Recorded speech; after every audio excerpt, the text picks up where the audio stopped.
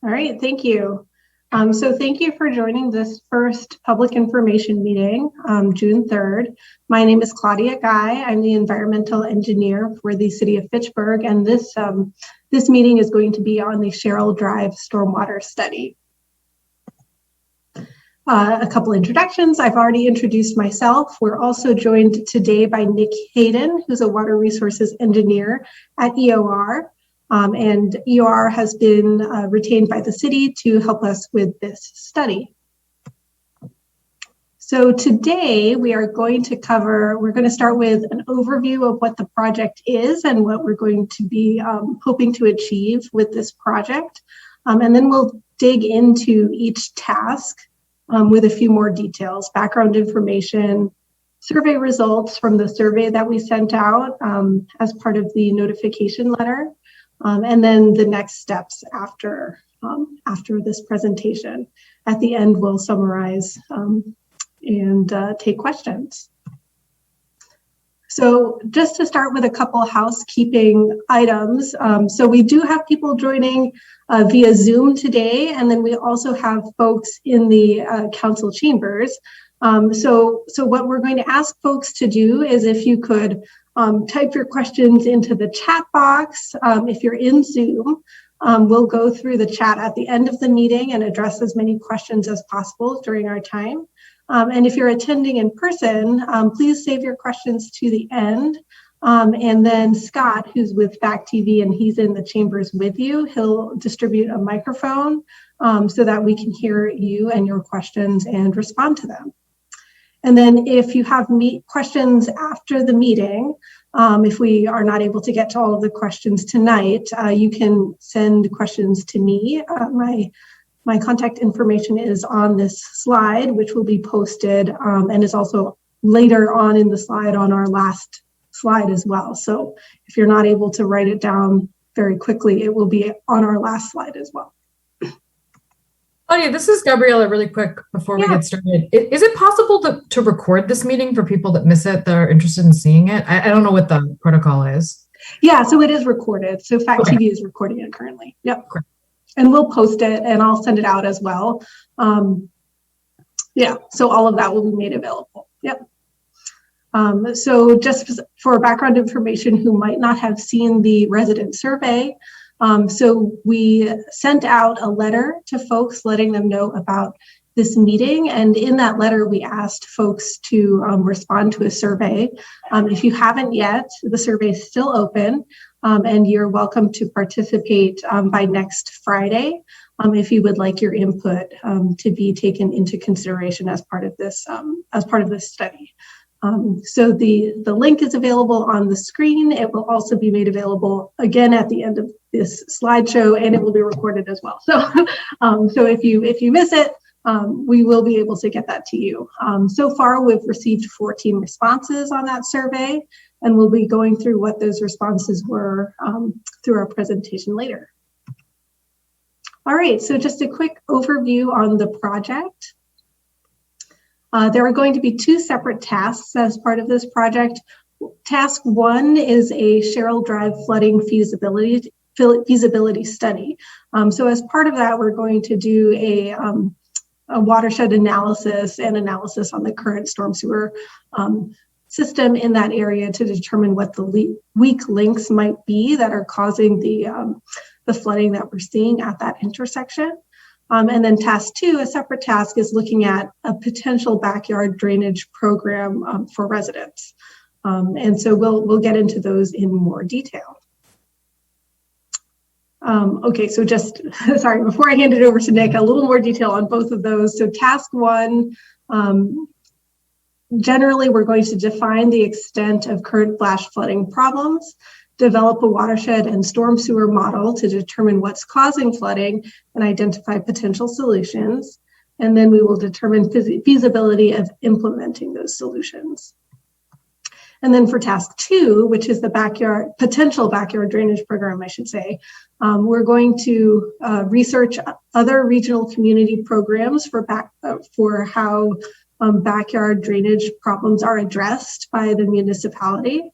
We will summarize policies, budgets, prioritization, and funding mechanisms from other communities and present to the city. We're also, as you know, we're collecting input from residents as well on what you think the city's role should be in addressing backyard drainage issues.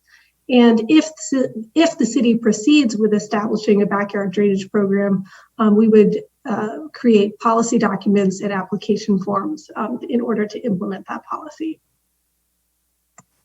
All right, so with that, I'm going to turn this over to Nick to go into even more detail on these two tasks. All right, thanks, Claudia.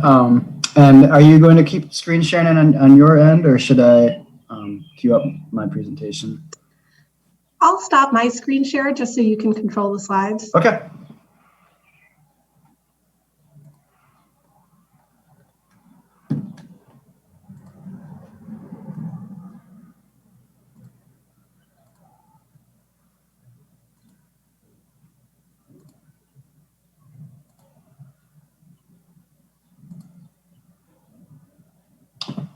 Okay, can everyone see this?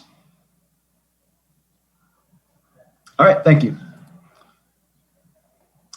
So I will continue with some of the background information on task 1 for the Cheryl Drive analysis. So starting off with our understanding of the current issues, one of the things we know and that we heard from residents who have observed this is that the Cheryl Drive and Charleston intersection is a topographic low point, which receives runoff from several directions. This figure shows kind of the lay of the street network and the stormwater infrastructure.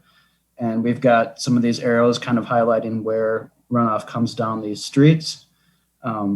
And you know, we're looking at kind of along this corridor, but sort of the worst problems that we've seen described are really right at that Charleston and Cheryl Drive intersection in terms of the street flash flooding. The kind of thinner dashed yellow lines on here that are going to the east and to the north represent the swales that go through McKee Farms Park towards the ponds. And I'm sure you've seen those out there, but they kind of parallel the bike path, at least the one that goes east-west, parallels the bike path, and then heads towards the southernmost pond in McKee Farms Park. I think Claudia told me that these were actually original swales from back when this was still farmland.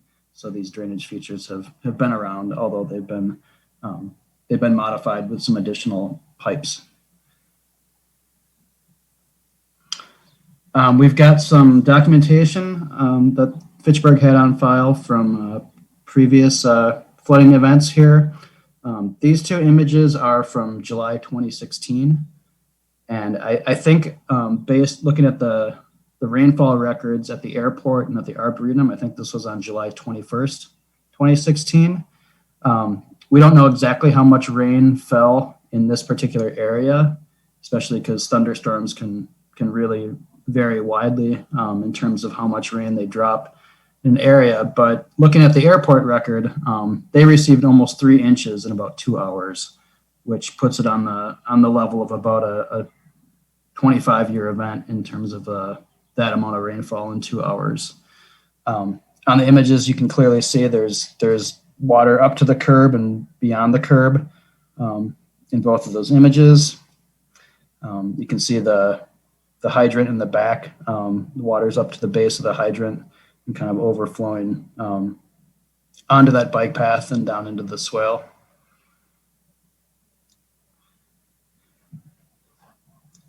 These are from that same storm.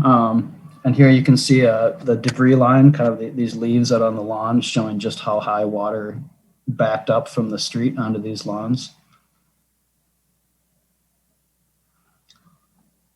And then this image is the date's unknown. I think it's maybe 5 or 10 years prior to the July 2016, just based on the tree height that has grown up. But you can see here a car actually driving through the standing water just west of that intersection. And then just to put a little bit of context for the kind of recent rainfall conditions we've seen, as I suspect you all are aware of, it's been very wet recently. 2017 through 2019 were very wet years, abnormally wet, with 2019 being the wettest on record across Wisconsin. The upward shift in precipitation and stream flow is something that we've encountered quite a bit, those of us working on water issues across Wisconsin and really across the upper Midwest since the 1980s. If you look at this chart, this is annual precipitation at the Madison Airport. You can see there was a very wet period in the late 1800s, but then it kind of stays roughly stable around an average of about 32 inches up until about the 1980s, and then it starts to tick up pretty noticeably, getting more towards that 40 inches of rainfall or so a year, which really affects the water budget of how much water can infiltrate and how much water runs off, and just how much evaporation can really happen before you're just ending up with standing water and lots of increased runoff. So shifting gears, I wanted to go over some of the public input that we received from the survey that we sent out along with this meeting invite. So as Claudia said, we received 14 responses, and we'll keep tracking those up until next Friday and gathering all that information we get. There was a good distribution of people in this immediate area. You can see the representation from Cheryl Drive, Richardson Street, Rose Island Avenue, Jacqueline Drive, and then 3 people from Charleston Drive and 1 on Lyman Lane. In addition, the majority of the respondents have lived in the Tower Hill area for 15 years or more. So one of the questions was, how often have you observed street flooding at the intersection of Cheryl Drive and Charleston? And you can see the responses range a little bit, but quite a few people felt like it was a problem 3 to 5 times per year or more. Then we asked, what type of issues have you experienced as a result of flooding? And here we got some responses indicating that people had experienced water entering a structure or a home, one person with water entering a vehicle, and then a lot of other responses, which included yard ponding, excessive sump pump use, and issues related to drainage from neighboring properties. Sort of an asterisk on this question. I think I could have been a little bit more clear that this question was really related to the intersection flooding, sort of the flash flooding, as opposed to backyard standing water, even though they're obviously kind of related.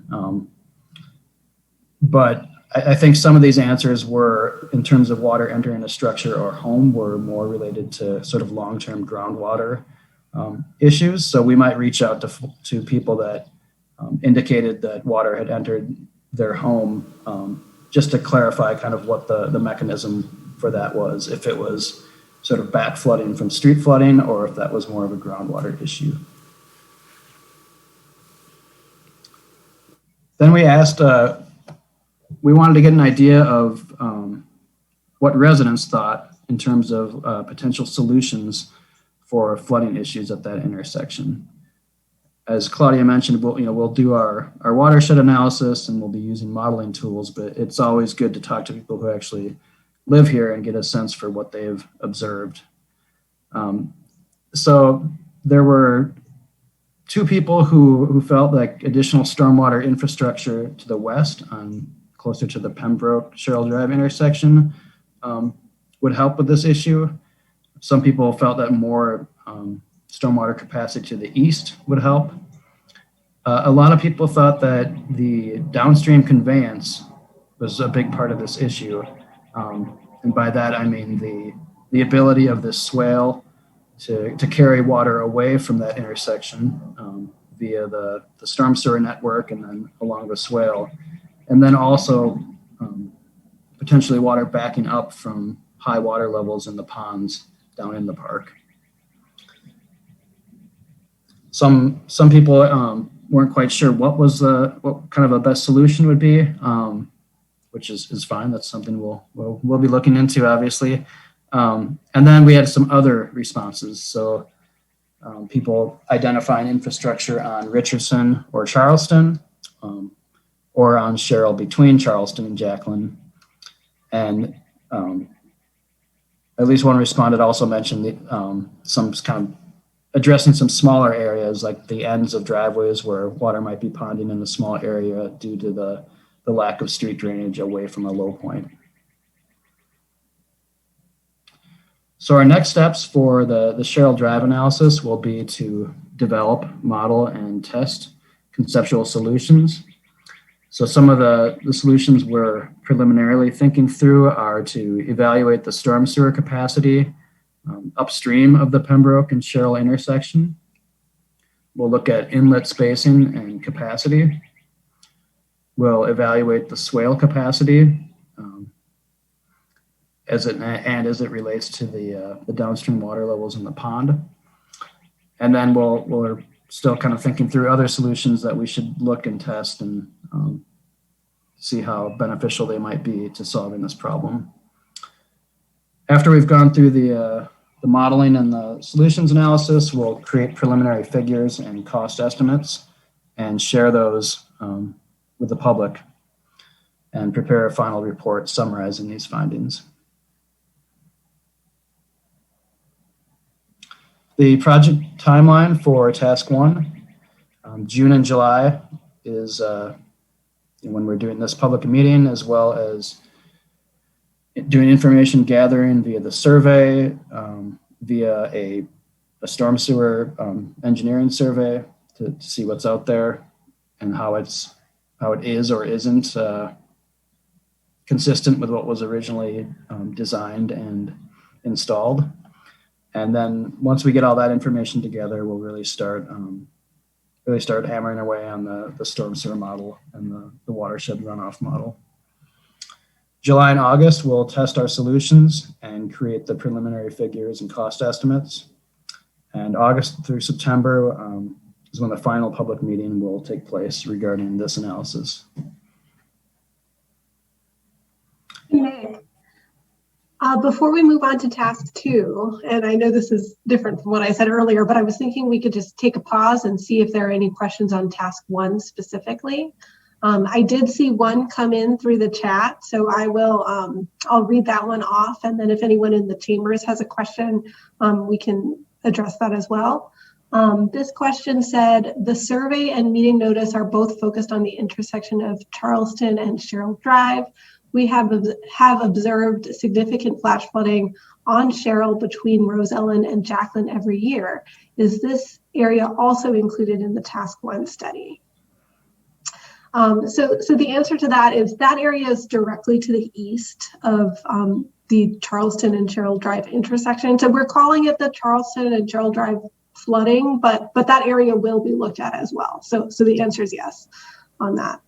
I saw another one come in. McKee Farms Park has flooded often during big rain events. Is it possible that the park flooding backs up to the intersection of Cheryl and Charleston? Would it also help to improve drainage from McKee Farms Park to the north? So that is something we're going to be looking at as part of this study. We're going to be looking at of the upstream conveyance. Do we have enough inlets? Is our storm sewer capacity big enough? And then we're also going to be looking at that downstream area and whether or not that has the potential to be causing these issues as well. So that's something we're going to take a look at as well. And Scott, were there any questions in the chamber?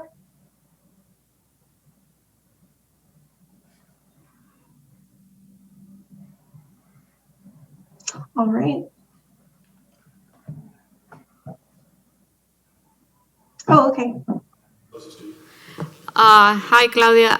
My question is, regarding the survey, when do you send a survey and how do you send it? Because I don't recall seeing that survey. So the survey was sent as part of the notification letter. It was in the text of the letter that was sent out. oh, on the text, okay. Yeah. Do, Yeah, we have one more question in here. Go ahead and speak to the microphone here.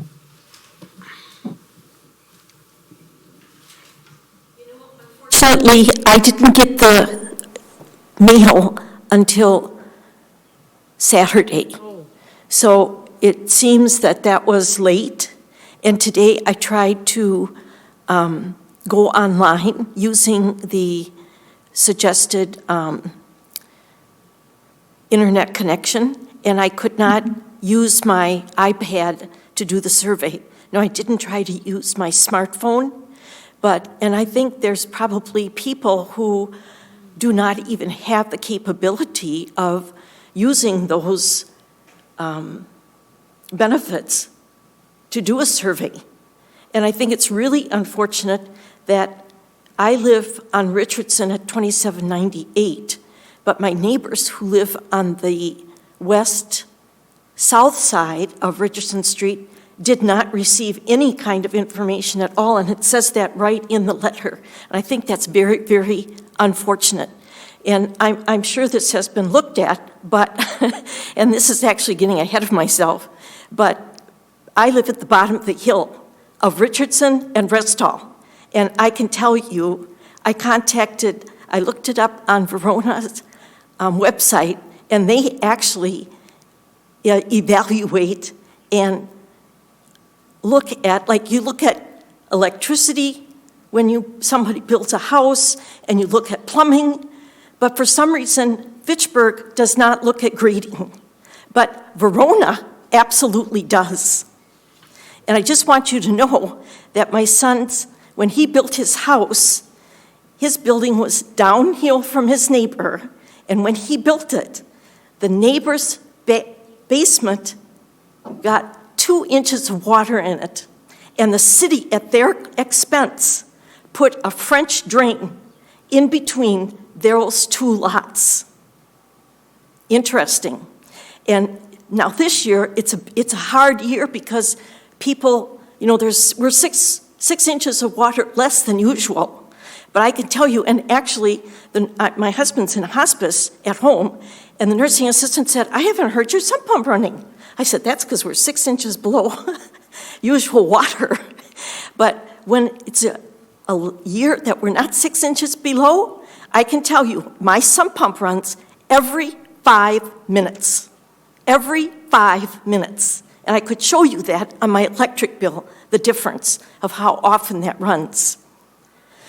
So, plus I and I'll bring pictures to the next meeting or try to get pictures to you. My backyard looks like it's a stream. And actually, Brian McKee built my home. And when he built it, he made it so that water from my lot would not go to the back lot line. There's a huge hill in my lot. And I've had people from the city come over twice in other years to take a look at that. And they said, yeah, this is not right. It should have been the water goes to the sidelines for water drainage and to the back. So this meeting is very important. And I can tell you the reason I'm saying that you should also have sent the letter to people on the other side of Richardson is that the house that is west and south of me on the corner there, he gets so much water that comes down that in the spring, you know how we get warm days and then we get days where there's lots of freezing? He is out there constantly trying to put sand and salt on. And that's where the sidewalk is on that side of the street. Yeah. So he's out there constantly hoping that no one will fall. I mean, it's just a matter of time before somebody falls, and the city should be responsible for that. And the gentleman who lives down on the next corner now that gets to be Pembroke after you go through that stop and go light. So it's the corner of Pembroke and Richardson. He has a terrible time because he's also at the bottom of the hill coming from I don't know what division that is up from Pembroke. So I don't know, it seems we're talking about Tower Hill, but I think Tower Hill has been there and established for a long time. My guess would be the real problem started when the lots got started to being sold on Richardson and over, because you can't put basements in and not have no place for the water to go. I mean, it doesn't take a scientist or an expensive study to do, excuse me.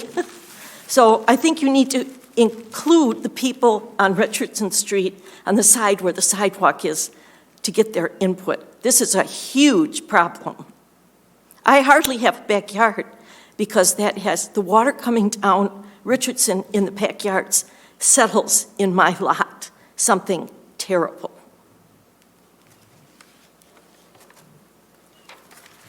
All right, thank you for that.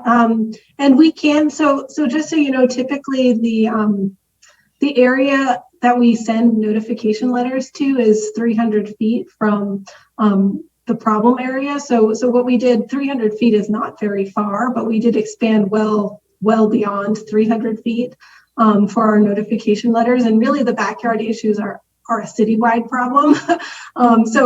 And we can't send a direct mailing to the entire city. But I certainly can, for the next public meeting, which will be the final public meeting, expand it to include more folks in the area that you described. But just so you know, that's how we typically decide who to send the notification letters to. And then about your comment on the survey, yeah, it sounded like the survey wasn't working for you. If you could give your phone number or email address to Scott, I can follow up with you on that. I can either send you a Word document of the questions and you can respond and provide them to me, or I can send you a hard copy as well. So either way, we can get you those questions and get your input. Were there any other questions or comments on task 1 in the chambers? Okay, great. So Nick? Hi, this is Norm Wood. I do have one question. All right. Probably for Nick. How are you going to establish the in the design studies? How are you going to establish the rainfall input that you're going to design the systems for? You were showing pictures of a 25-year flood, and there's evidence that rainfall rates and rainfall amounts are increasing. Have you given any thought to sort of what the design standards are going to be? You know, I think Claudia and I might have discussed that a little bit when we were putting the study together. I mean, typically, Dane County, well, pretty much everywhere in Wisconsin is designed with what's called the Atlas 14 rainfall data, which was a NOAA product that rolled out in Wisconsin kind of in the mid 2010s. But we've seen a lot that was, rainfall is changing quickly enough that became pretty outdated pretty quickly. And so, we did a project in Middleton where we worked with one of the university professors, Daniel Wright, who's looking at sort of updating rainfall statistics more frequently than just every 40 years when the National Weather Service comes out with a new bulletin describing rainfall. Typically, I think it's not, like twice as heavy or twice as much rain, but it's certainly, 10, 15% more in some of the statistics he's prepared. So, and, once we've got a model established, it's pretty easy to kind of identify the weak points in the system. And, we can test a couple different rainfalls. We can test kind of the standard design, and we can also test sort of a percentage increase on that, or we could reach out to Professor Wright and get a sense for his latest take on kind of how these designs rainfalls have changed based on the most recent rainfall measurements. Oh, thanks. That's so typically is it do you do a design spec in terms of the 25-year rainfall or 50-year rainfall, or is it done differently? And I don't want to get us tied up too much into details, but I can always raise those questions later on. Yeah, so I think, yeah, I was going to say Claudia will know the design standard. Yeah, so in Fitchburg, we follow DOT. So DOT typically says to design your streets for the 10-year storm event, but then the 100-year storm event should be kept within the right of way. So if you have extreme storm events, it is expected that there will be some amount of flooding. The road at that point acts as the conveyance, but the pipes themselves are typically designed for a 10-year storm event, as well as the inlet capacity. And then swales are typically designed for the 25-year storm event. And in all of that, another design consideration is what happens when you go above those storm events and making sure that you have safe overflow routes. So safe overflow routes from a design perspective is considered a place where water can go without impacting structures. So a place water can go without entering the first floor of a house, for example. So that's how the roads are typically designed. Okay, thank you.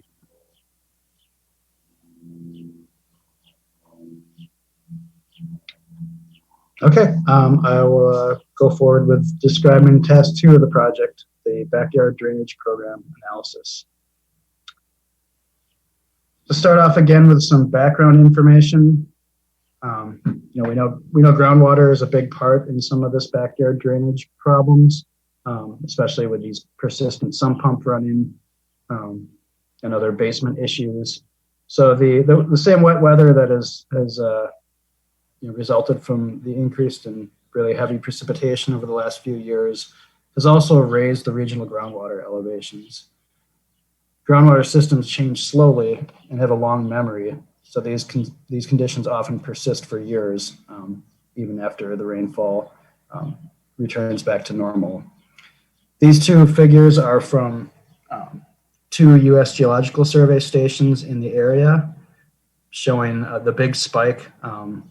In the one on the left shows kind of the big spike in deeper groundwater at one of the Middleton wells, where that water table raised about 15 feet between 2016 to 2019. Then the one on the right isn't quite as dramatic of an increase, but it's showing really a steady increase over time that kind of lines up with that increased precipitation since the 1980s. And there you see there's also a pretty substantial spike between about 2017 and 2019, where groundwater rose about 3 feet in one of these shallow monitoring wells in the city of Madison. And over the last 5 years, residents throughout Fitchburg have reported very high, sometimes nearly constant sump pump usage.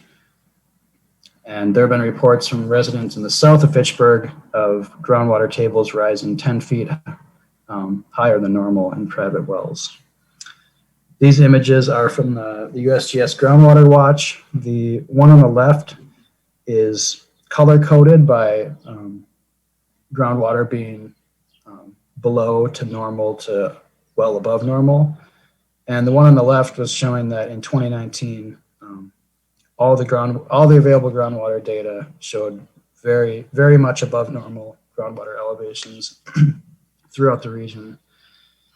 As of June 2nd, 2021, several of those had fallen back into the normal range, but there are still some of these locations that are higher. And I'm guessing that Fitchburg is along those same lines based on some of the flooding we've seen. And just the persistent high levels in ponds and other water bodies. So we also want to talk about sort of the typical or intended backyard drainage design that is kind of was designed for in some of the backyards and some of the streets in this area. So this is showing the concept where you've got drainage going towards the street from sort of the house between the street flowing, and then you've got drainage going back towards a backyard swale from the backs of the homes. And then there's a private backyard swale carrying water downhill through the backyards. Another key concept in this is that you've got drainage, you've got positive drainage away from home foundations, so that you're actually getting the water to these conveyances towards the street and to the backyard swale. And then you also have situations where, at the bottom of a hill, where you've got drainage kind of coming down the backyard swale and being splitting to go around a lot and able to actually get to the street. So these are kind of how it should work in planning level. But as we know, things can kind of change over time or not work as intended, which is what we kind of be discussing more in depth and then looking into. So another thing we wanted to discuss is just kind of how the land slope and land surface changes over time. As built, it's designed to have a nice, smooth, steady drainage to be able to carry water away from the backyards through the swale. And then over time, sometimes due to settling or landowner projects or other causes, the backyard swales change, and sometimes they take on more of a lower slope, and they end up kind of being less effective and taking a lot longer to dry out. And they kind of reach a slope where water just naturally doesn't drain very well once you get to below a 1% or so land surface slope. And then over time, you can also get areas that become back pitched. And so they're due to settling or other alteration or incomplete original land excavation and grading. You might have areas that become back pitched. And so you might get these bird baths where water just sits after a rainstorm for days or weeks even, without really having anywhere to go and just very, very slowly evaporating. And then to add to that, if there's high groundwater such that sump pumps are running constantly, you end up with a constant supply of water getting to these swales or being outletted towards neighboring homes.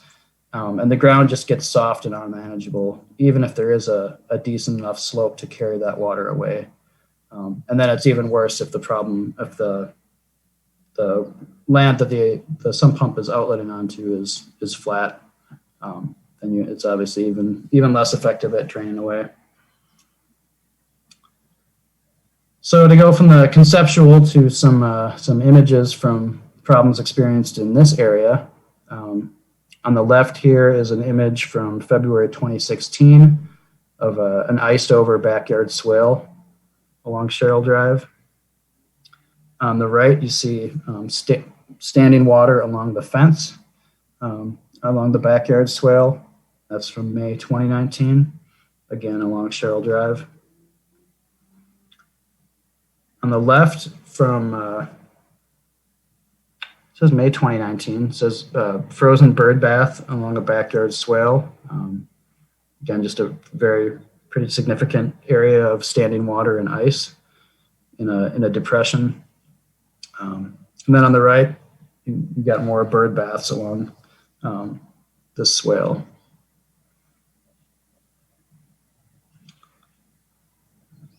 Here on the left. Sorry, Nick, I did just want to call your attention to the time because Parks starts at 7 and we do need to give them a half hour. So just okay. FYI. Got it. Sounds great. On the left here, we've got a pretty extensive area of water pooling in the flat area. This is from Lyman Lane. And then on the right, we've got a wet swale with just standing water that appears to not have anywhere to go, again, along Lyman Lane. So next, I'm going to jump into our survey results.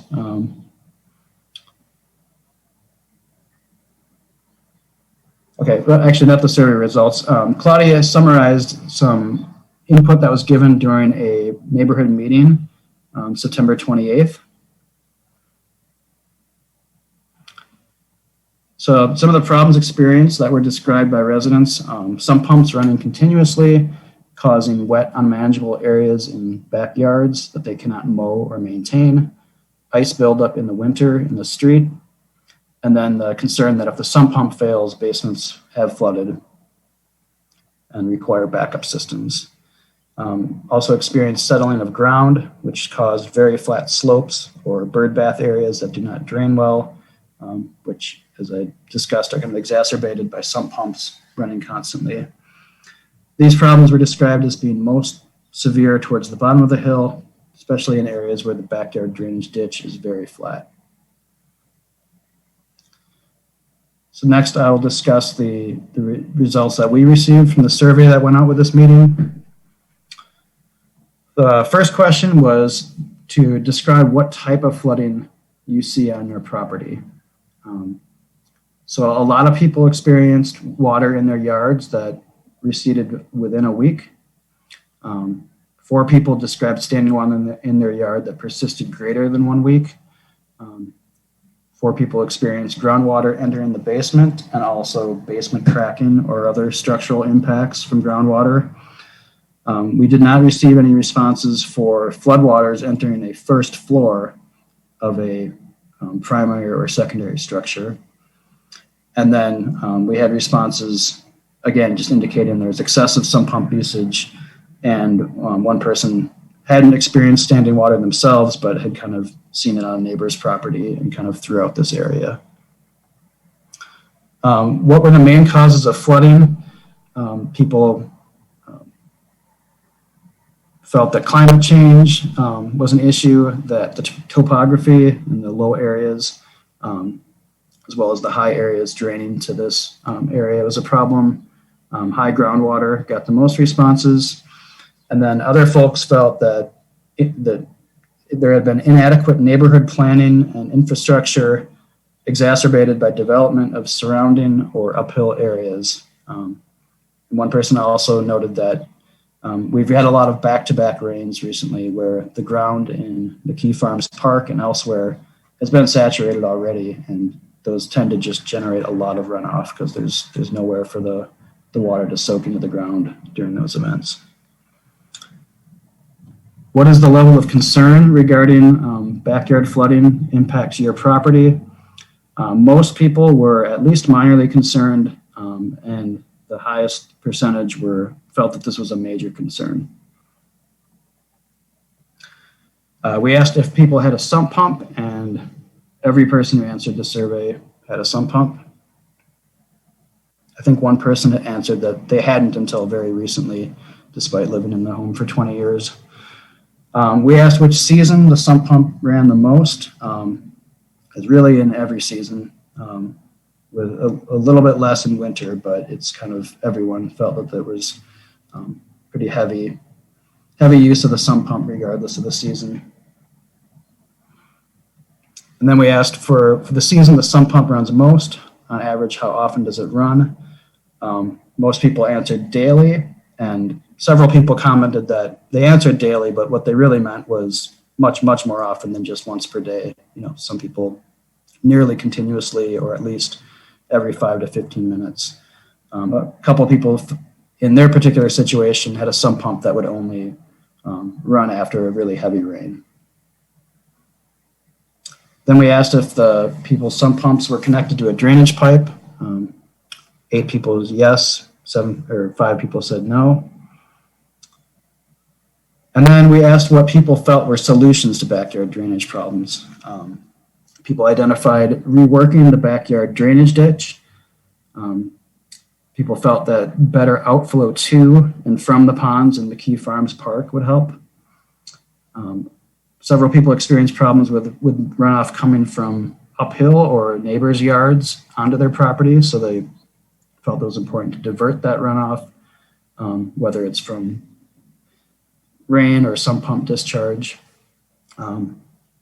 People were aware that having proper drainage away from your foundation is always important.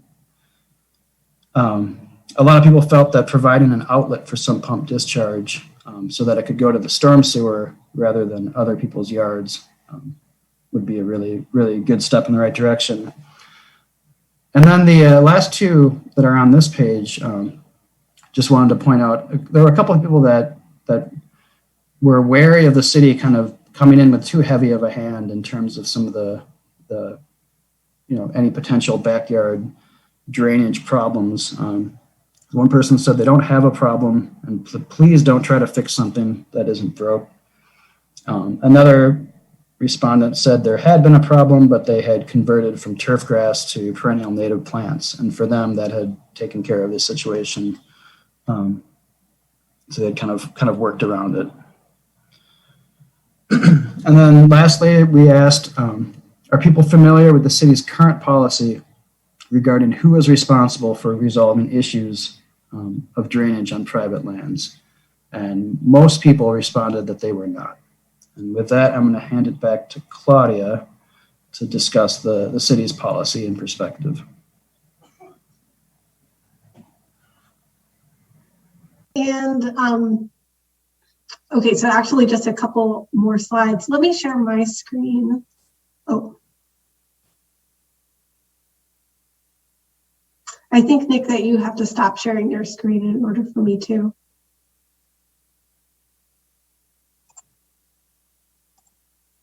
Okay, try it now. All right, thank you. And I think there was actually one more slide in there, so let me just go over that one real quick.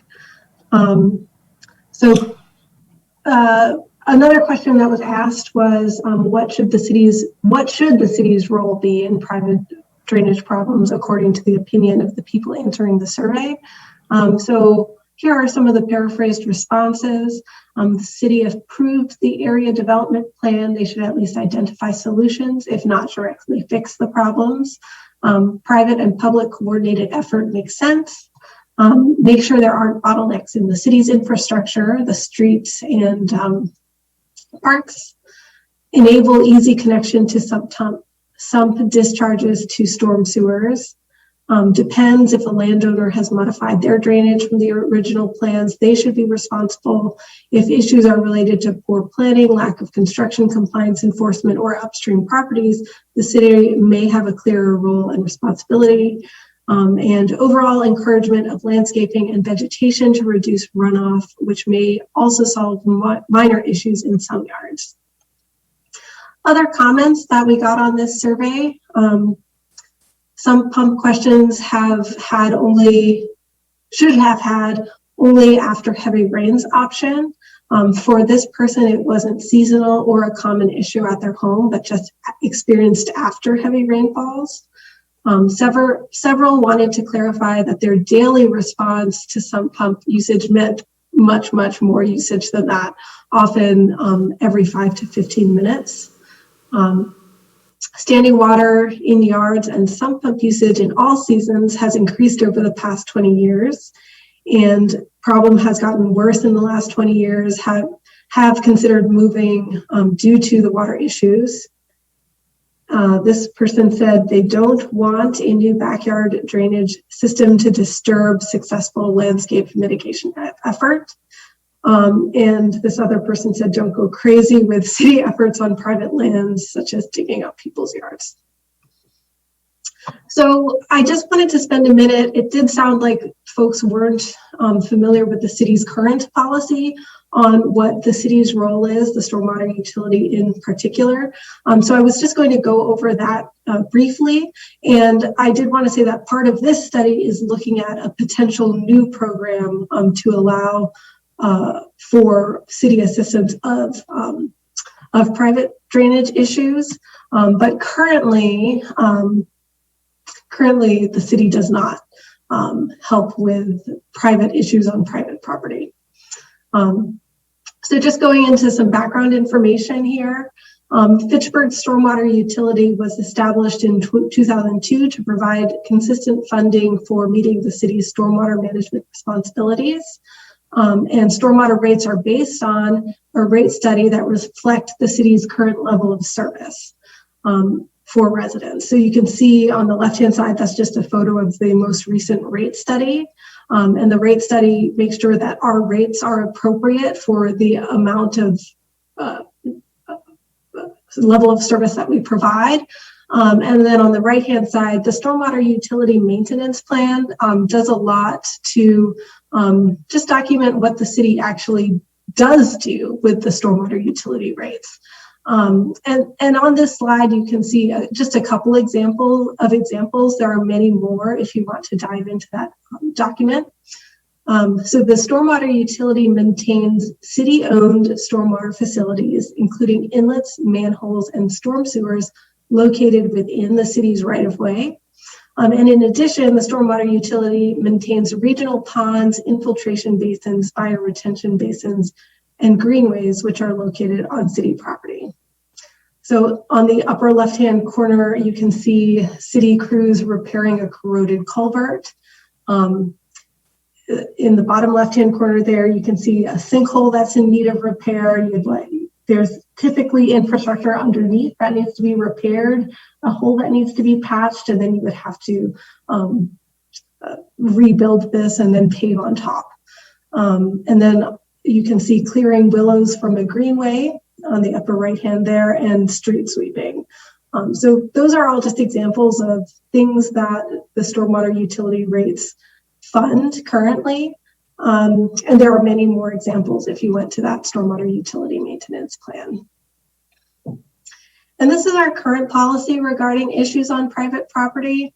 So addressing stormwater issues on private property are considered currently to be the responsibility of the landowner. And this would include, but is not limited to, the installation, maintenance, and repair of any private storm sewers, including drain tiles, as well as driveway culverts.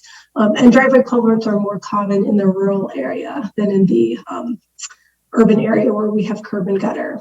And here's just an example of what that might look like. So if someone has a drain tile on their property, that would be privately installed, privately maintained, and it would remain private responsibility until it connects to public storm sewer. And then after that connection point, that's where the city rates are spent for maintenance purposes. So that's just a graphic there. So next steps for this task 2. Step 1, we're going to, of course, compile input from residents. And if you didn't have the opportunity to fill out the survey, please do so at that website by Friday, June 11. And if you're having trouble with that website for any reason, please contact me and we can find a workaround to get your input. You can also just send me an email. If you have photos, videos, or other input, send me an email. I should have my phone number on the last slide as well. Then we're going to do policy research to see what other municipalities in Wisconsin have done regarding municipal funds being spent to resolve drainage issues located on private property. And at the end of this, we're going to develop a recommendation for a potential new backyard assistance program and present our findings to Common Council.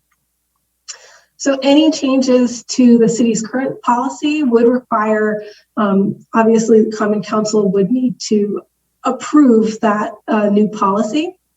The operating budget would need to be amended to reflect funds that would be available for a new program. And then a rate study would need to be done to determine how stormwater rates would be affected by a potential new program.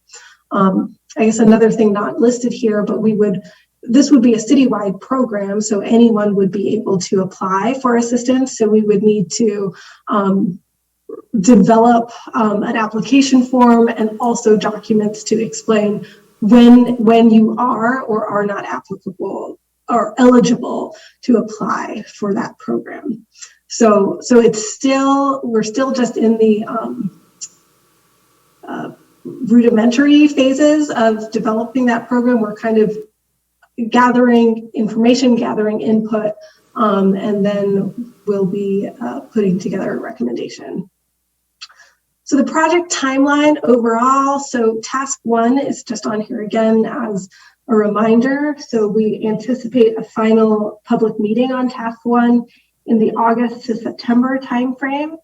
And then for task 2, it's going to be on a little bit more of a delayed approach, just based on availability and ability to do this. So we are planning for that one to have a presentation to Common Council or the Committee of the Whole in October. So I did want to point out that for task 2, we'll be presenting to Common Council. And I'll go ahead and for both the public meeting and the presentation to Common Council, I'll send out a direct mailing so residents are aware of when that's going to occur. And then if anyone would like to come speak or participate in either of those meetings, you'll know how to do so. Project resources, as we're going through this, the website listed there will be used to post recordings of meetings as well as the final reports. And I just wanted to let folks know that we do have a Notify Me list called the Cheryl Drive Stormwater Project. So if you go to that second website listed there, you can sign up to receive email notifications on this project, which might be sent more frequently than the direct mailings. All right, so with that,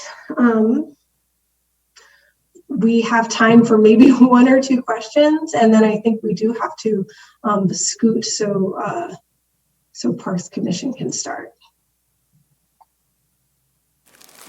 Can I just ask real quickly, is there currently some type of inspection that's done when new houses are built that the grading is evaluated? Yeah, so that's done by building inspection.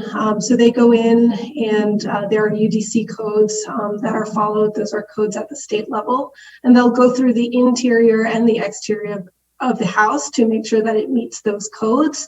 What they're looking for on the exterior is that the grade is sloped away from the house. But that inspection does occur before granting what's called occupancy. So folks are not able to move into their home until building inspection has granted occupancy. So if it's pretty evident that my grading was initially not done correctly, do I have a legal stand to have I've had 2 people come and they said, you know, good luck. Why is that? And that would really be a question for the city attorney. I would guess no, because the city generally doesn't accept responsibility. You know, that would have been designed and built by a private developer, and then it would have been sold to a private owner. And in that, the city does inspect, but the ultimate responsibility of the design is the person who designed that. And the city is not considered the designer of these private developments. 1997, and you can obviously see that the water was not allowed to drain to the back. But that I'll have to talk to you about that later. I hope when you're doing this evaluating of getting information, some of these people seem to be quite positive that there's no problem. I hope you're looking at where their house is located, because they could be at the top of the hill, not at the bottom of the hill, right? Are you tabulating that, looking where these positive comments are coming from? Don't fix what's not wrong. Because people who live at the bottom of the hill, we do have big problems. But the people at the top of the hill probably don't have any problems. Have you tabulated that? And that is something we'll be looking at. Yeah, so thanks for Have you done that already? Please. Yeah, so when we asked people to respond for the meeting that occurred last year, the neighborhood meeting, folks gave their address. And then for this survey, most folks at least gave the street that they were on, if not their address. The results, you didn't indicate that some of those people that had positive comments that and I think we can assume those folks are at the top of the hill. I think that's a good general assumption. Right. Yeah. Right. Yeah. And what about, is there any stipulation as to where your sump pump should drain? If it should drain to the front of the house or the back of the house? So there's no state law or city ordinance on that. So that's not something that's enforceable by the city. So do you on think that's where something someone that would maybe the city should look at? Because if everybody's got their sump pumps going to the back, or everybody's got their sump pumps going to the front, it makes a huge difference. Every house, and that's not looked at? You know, even if it's not legally that has to be done, couldn't Fitchburg say, you know, this could maybe be an easy solution for new homes that are being built? You know, every other house gets either pumped to the front or the back. I mean, I'm just a novice, but that seems pretty obvious to me, that if everybody's got their sump pumps going to the back, Yeah, that's a and problem. unfortunately, when you have sump pumps running continuously, it causes a problem no matter which direction it goes. So in the backyard, it causes the soggy conditions, and then in the front yard, it can cause wet and slimy sidewalks, and then it can also cause ice buildup in the winter. So, so there's definitely, you know, when you just have continuous sump pump usage, it causes problems no matter which direction you point it. But I'll open it up. I think we have. Does anyone else have questions? I have another comment. Okay. So is that legal to connect your sump pump to the sewer? Because I see in my neighborhood that people have done that. But other people said to me, that's really not legal. So you need to get a right-of-way permit in order to do that. So you would submit that request to the city, and then the city would review that. Generally, it's not approved, but I will say in places like this where the sump pump usage is continuous, it would be approved. Now, that being said, it can only go into an inlet. So if you don't have an inlet in front of your house, or in some areas in the Tower Hill neighborhood, there's actually been a PVC pipe put in the terrace. So if you have a PVC pipe, you can connect into that. Otherwise, if there's no PVC pipe in the terrace, you would need to connect to a storm inlet. And the requirement would be, on your private property, you can pick any size pipe you want, but within the right-of-way, we would require an 8-inch pipe. And that's just so that if your neighbor decides they want to connect as well, they can connect into your pipe rather than creating another hole in the structure, which reduces the integrity of the structure. So, the short answer is yes. It depends on exactly where you're located, whether or not that's feasible, and a right-of-way permit is the way to go about getting that permission. Okay, thank you. So Claudia, has that changed? Because, you know, we researched that with you a couple years back, and we're told we could, and then when it came to scheduling that, that was changed and we weren't able to. And so we went back with our secondary method. Is the city now deciding that is allowable again? So Dana, yeah, and we can review what occurred in your situation. I guess I'm not recalling it the same way that you did, but yes. So if you have an inlet that you can tap into, and if it's feasible, then that would be allowable. You would just need to submit a right-of-way permit, and then we'd work with you on that. Okay. Well, we're not going to do it anymore because we've already done the other project, you know, based on the fact that we couldn't do that. So, and we've connected with our neighbor already and got a solution, not the best solution, but it is a solution. But I guess I'm just a little surprised that has changed again. So, but. Yeah, and I'm wondering if there was a miscommunication there, because that policy, yeah, I'm not sure, Dana. We can talk about that in more detail if you're interested.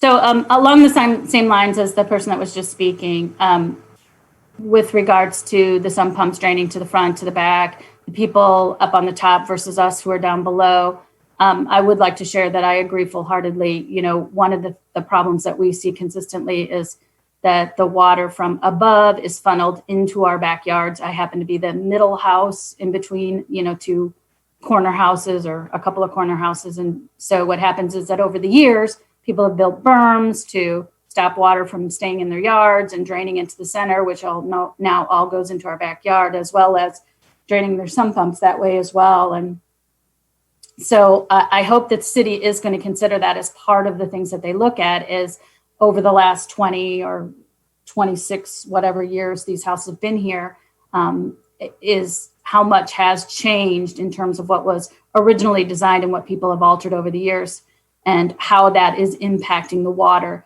that does flow into the neighbors' yards at the bottom of the hill, because I think that is a fairly large impact. I mean, we're one of the people that has a sump pump that runs all the time. I mean, all year round. Right now, we're in dry conditions. My sump pump has run all day, and it never stops. And if you drive down Cheryl Drive in front of our house, you'll see water in the street all year long, every single day. And it won't ever stop. And I think part of it is because the ground is so saturated with water from other sources, it just doesn't have any place to go. So I'm just hopeful that you guys take that into consideration. And we will look at that, Dana. And I guess that's not something I specifically addressed when I talked about the city's current stormwater policy. So regarding what folks do on their own private property, if they have done something to negatively impact a neighbor, that's not something that would be, I guess, policed by the Public Works Department. That would typically be resolved via a legal suit between two, that would be considered a private drainage issue between two private property owners.